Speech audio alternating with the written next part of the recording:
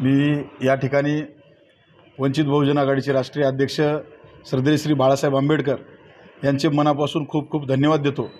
माझ्यासारख्या एक चळवळीतल्या कार्यकर्त्याला, माझ्यासारख्या वंचित समाजातील घटकाला, एक लिंगायत कार्यकर्त्याला साहेबांनी उमेदवारी दिलेली आहे।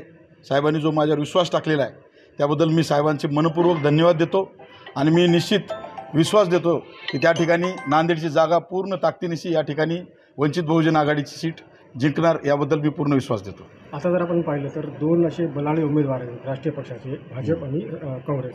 किती यांचं मोठं आव्हान असेल आणि कशी लढत असेल? यांचं अजिबात आव्हान नाही आहे। जिल्हा संपूर्णपणे या लोकांना कंटाळलेला आहे।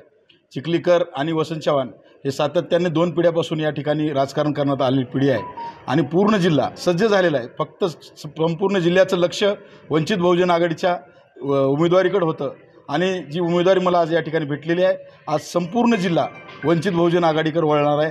कारण ह्या दोन्ही उमेदवाराच्या कुठल्याही लोकांमध्ये जनमानसामध्ये त्यांना स्थान नाही आहे। अतिशय भ्रष्ट लोक आहेत आणि हे दोघंही एकमेकाचे सगळे सोयरे नातेगोते आहेत आणि हे सर्व ड्रामा आहे।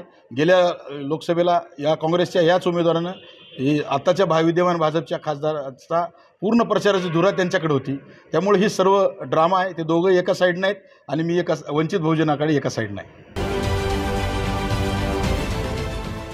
देश विदेशातील प्रत्येक घडामोडींचे लाईव्ह अपडेट मिळवण्यासाठी आता साम टीव्हीच्या सर्व सोशल मीडिया प्लॅटफॉर्मला लाईक, फॉलो आणि सबस्क्राईब करा।